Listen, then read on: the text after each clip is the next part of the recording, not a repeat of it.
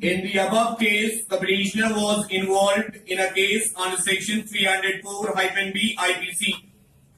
He was brother of husband of the deceased.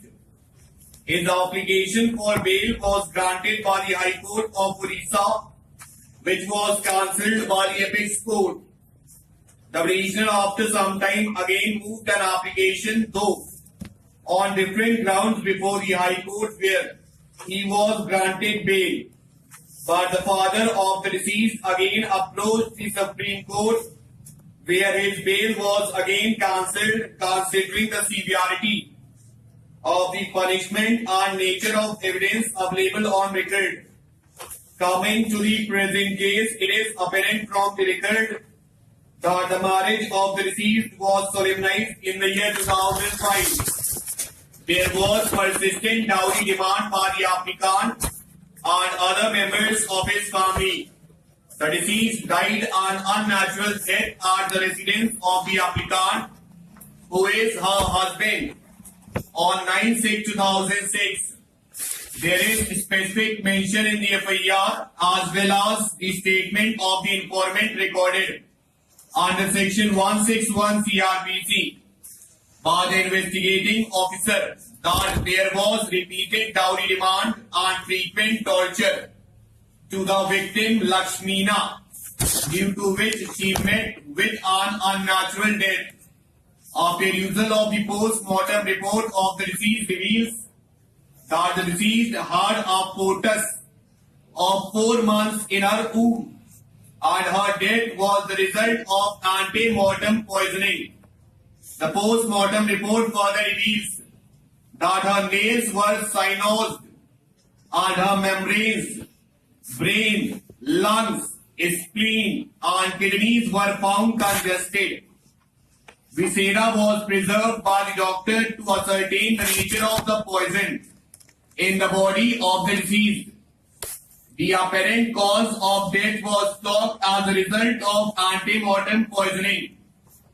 It is immaterial whether the death is homicidal or suicidal, because the evidence on record reveals that due to frequent torture by the applicant and other in-laws on account of dowry demand, the deceased embraced his death.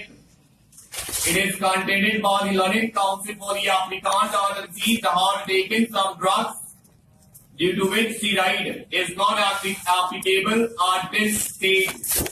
In absence of any evidence to the effect that from before this incident the deceased was undergoing some treatment or was taking some medicine, or any such drug was present in the house of the applicant in the knowledge of the deceased.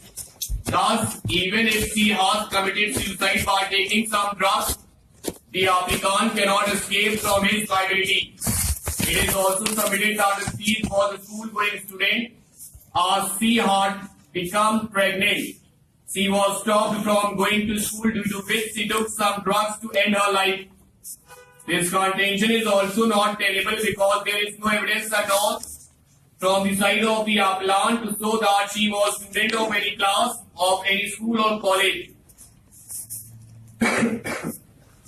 How to implement the said scheme in a situation where one of the two cases (open bracket) relating to the same incident (close bracket) is charge sheeted or complaint of, involves offences or offence exclusively triable by a court of sessions, but none of the offences involved in the other case is exclusively triable by the sessions court stops.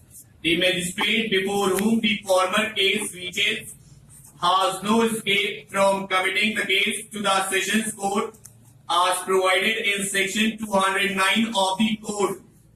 Once the said case is committed to the sessions court, thereafter it is governed by the provisions under subsection 3 in chapter 7 of the code. Though, the next case cannot be committed in accordance with section 209 of the code, the magistrate has, nevertheless, power to commit the case to the court of sessions, albeit none of the offences involved therein is exclusively Tribal Bar Decisions Court stop. Section 3 to 3 is incorporated in the code to meet similar cases also stop. That section reads thus, para.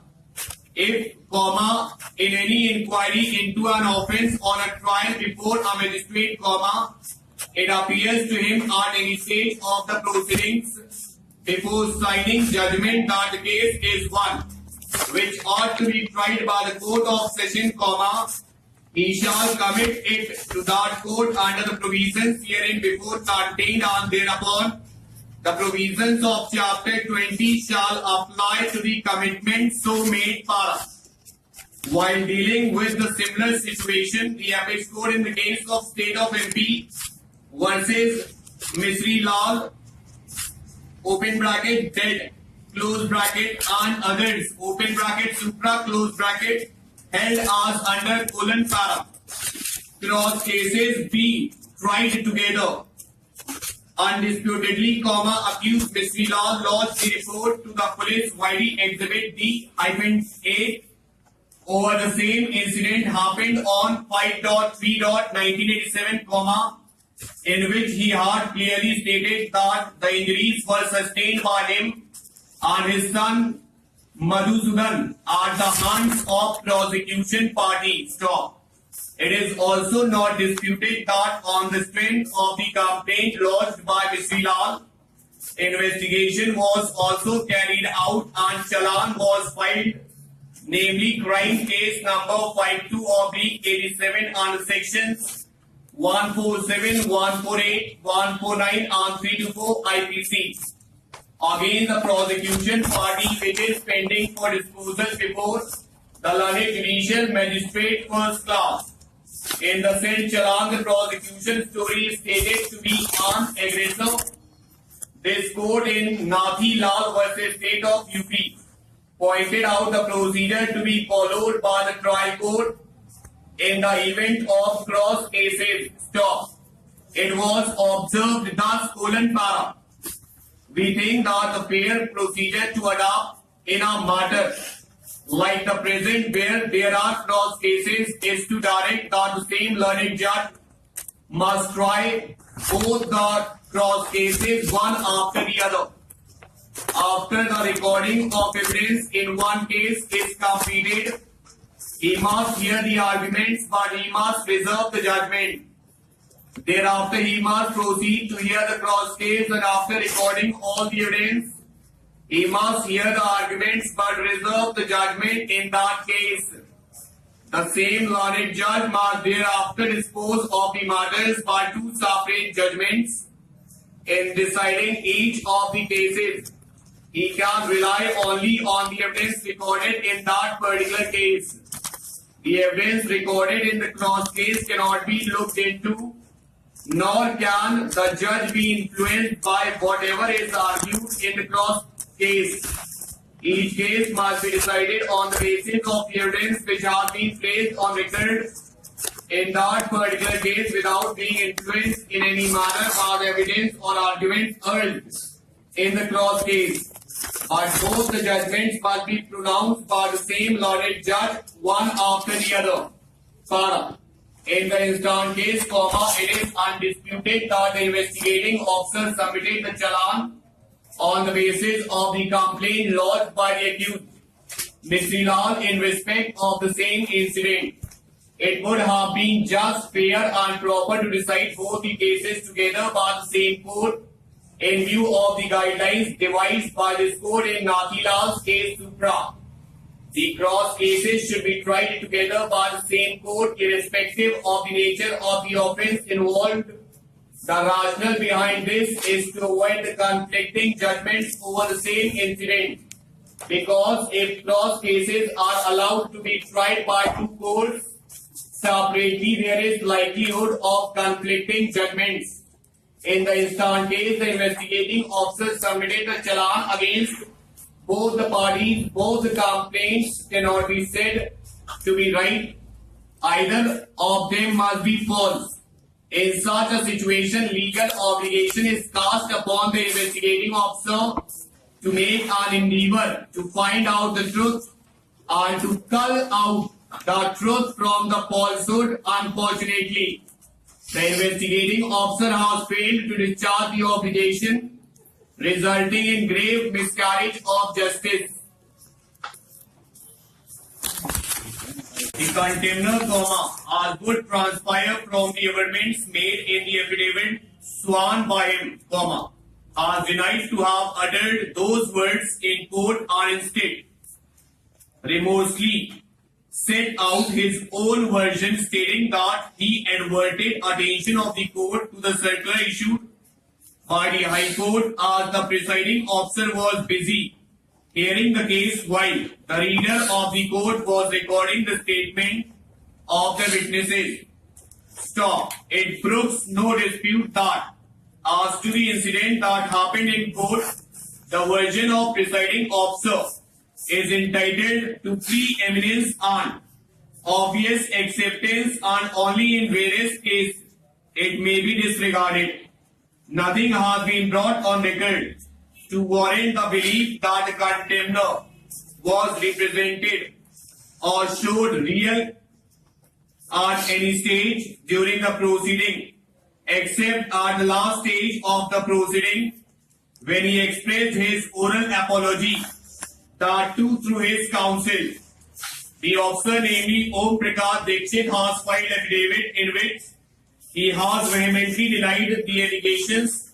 He has also denied that he entertained any prejudices against the contemner or that he made reference against him, actuated malice against him. He also denied the allegations that the contemner was threatened at any stage as alleged.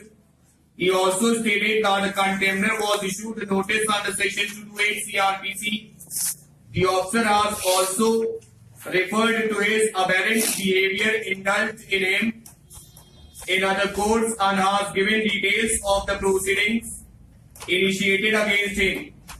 As stated supra from the sequence of events, it is quite natural that he indulged in a scurrilous attack. He has admitted that he drew attention of the court to the circulars of the High Court even when the court was busy hearing the case. Although he denied to have uttered the words attributed to him, but in totality of circumstances it does not appear to us that he must have uttered those words, and in order to screen himself against possible actions, he, as a last resort, tendered unqualified apology. The foundation of judicial system, which is founded on the independence and impartiality of those who man it, will be shaken if disparaging and derogatory remarks are made against the presiding judicial officers. A perusal of the order dated 21.4.2009 reveals that the learned additional sessions judge had issued notices to the appellant before passing the order dated 21.4.2009, but neither they appeared nor moved any application. Consequently, the learned additional session judge forfeited the bail bonds furnished by the appellants and directed for recovery of the amount of the bail bonds. It appears that the bail bonds of the appellants were not forfeited prior to 21.4.2009, and as such, the notices served on the appellants prior to 21.4.2009 cannot be regarded as notices as contemplated by Section 446 CRPC. The law in this regard is well settled, as and when bail bond filed by any surely is forfeited, it is incumbent on the court forfeiting the bail bond to give a notice to the surety whose bail bond has been forfeited, calling upon him either to pay penalty or to show cause as to why it should not be paid. If he pays the penalty in pursuance of the notice, the matter ends. If he does not pay the penalty and offers some explanation showing reasonable causes of the non-appearance of the accused, the court has to consider the causes and pass a reasoned order thereon. If the cause shown is not sufficient, the amount of the penalty should be determined by the court. and if the penalty so determined remains unpaid, the court has power to make recovery of the penalty as fine. If the person to whom the so-called notice is served offers sufficient causes, the court has power to discharge the notice and remit the penalty. The order remitting the penalty wholly or partly must be based on reasons to be recorded by the court. The provisions of section 446 in bracket C CRPC are very clear in this regard. On the basis of above statements of the witnesses, learned counsel for the appellant submits that when the mother of deceased woman reached the room at about 9 p.m. where the dead body was lying, she had seen the knife with blood on the bed, whereas it was not seen by BW2, who was there subsequently. The recovery of the said knife is said to have been made by the police from the kitchen when Rama Prakash Dubey was not in the kitchen and he only saw the knife in the hands of the accused, of which the memo was prepared.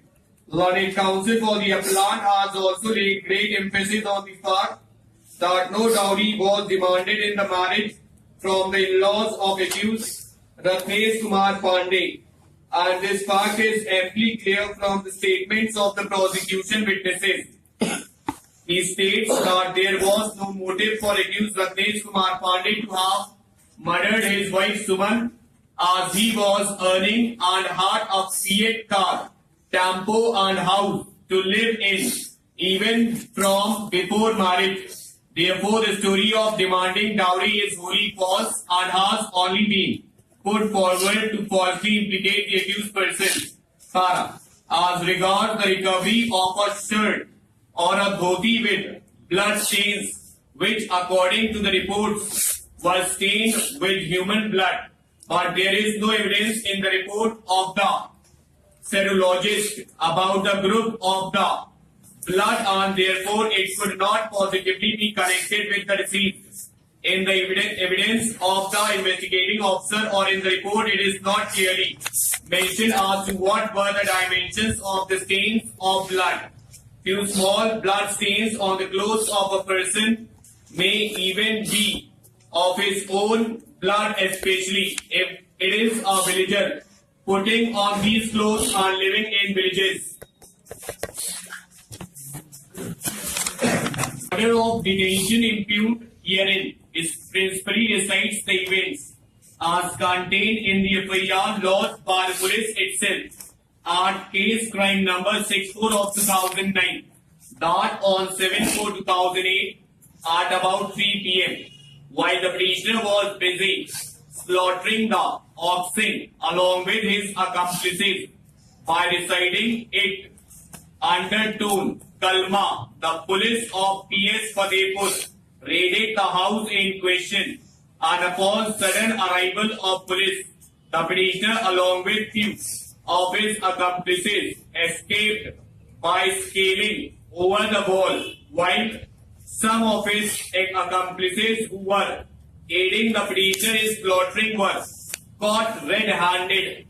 On search of the house, 140 skins relating to cow farming, some of which were fresh and some were stale, 8 live oxen, 2 calves and 2 knives, 1 kulhari, etc.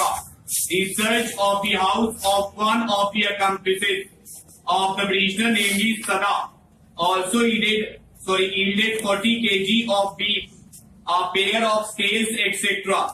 It is further recited in the order that this incident hyped up the tension in the communally sensitive area, and people on both sides collected and raided slogans, and all this led to heightened tension and apprehending breaking out of communal rights.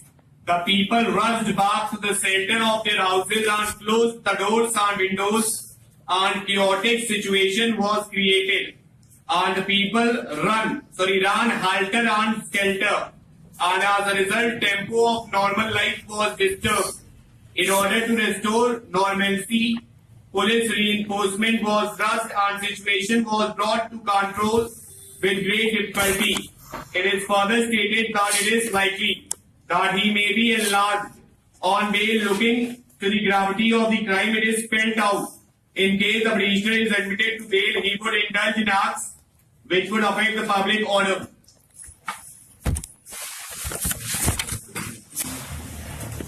Start. Naxalite organizations who were involved in violent activities against public and security forces, creating a feeling of fear and panic in the public mind and affecting the public order. District magistrate apprehended that the prisoner was trying to obtain bail from the court, and if the prisoner was granted bail, there was apprehension that he would again involve himself in the opposite anti-national activities affecting the public order and peace. Hence, it was thought necessary to preventively detain the prisoner back. The learned counsel for the prisoner has confined himself to one submission that the representation of the prisoner dated 1/4/2009, which was submitted to various authorities, including the central government through jailer, was considered with inordinate delay by the central government. It was pointed out that the district magistrate forwarded the prisoner's representation with his comments on 14/4/2009 to the state government. After obtaining the comments from the SP Chandauli, it was submitted that the state government received the representation on 15/4/2009 and even rejected the same on 24/4/2009. This shows that the state government disposed of the representation of the prisoner with utter promptness.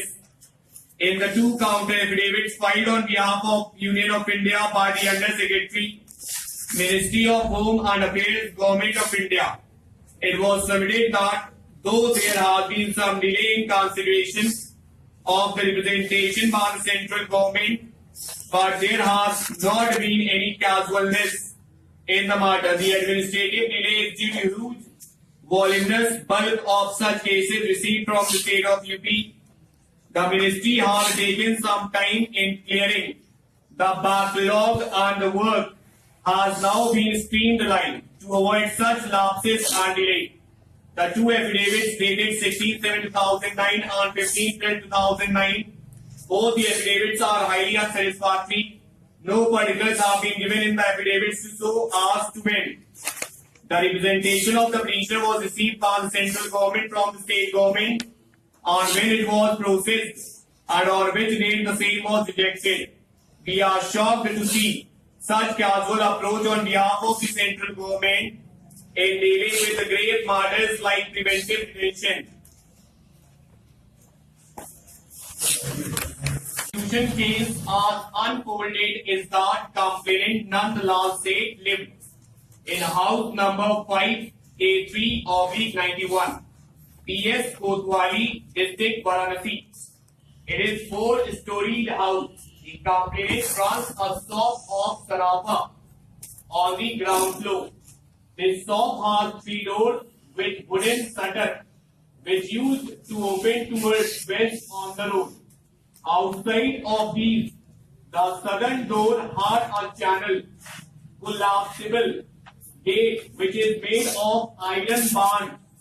This channel collapsible gate was stuck on the leg of Catherine and could not be raised. There is no lane leading to Nawapura. Just in front of its southern door, another door is on the northern side of the house, which is used as an exit from the house. This door also leads to staircase through Galiara for upper story of the house. There was chowki on the southern side inside the house on which the complainant used to sit. Gadi of shop is in the northeastern corner and customers sit in the northwestern corner.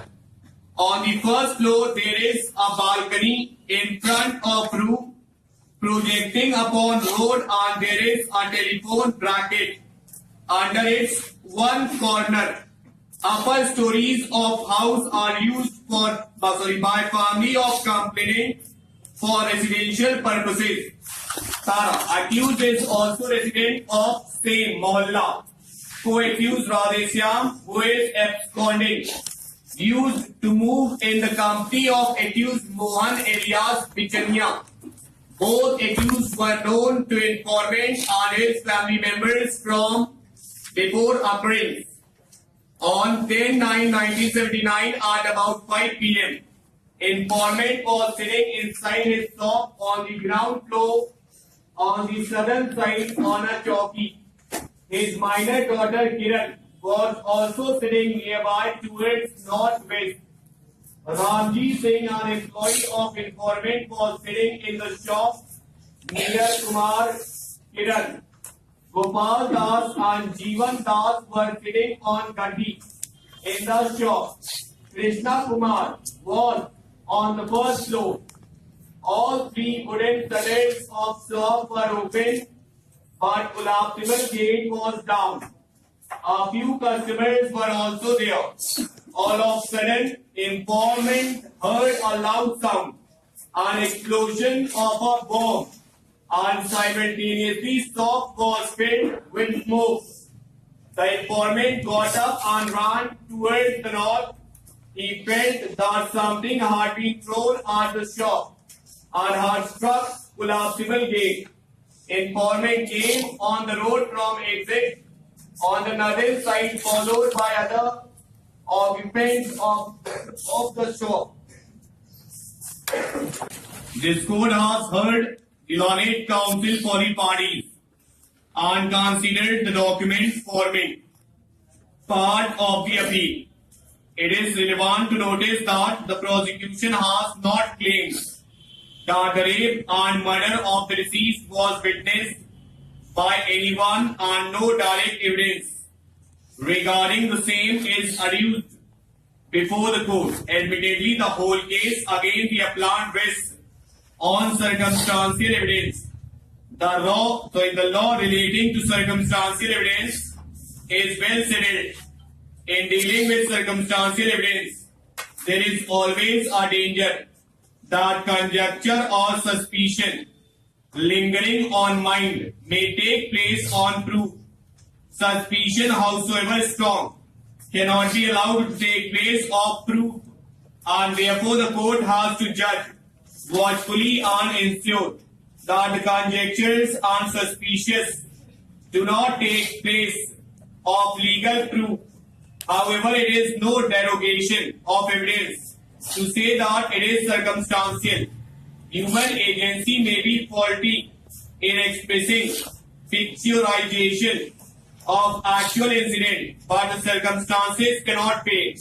Therefore, many a times it is aptly said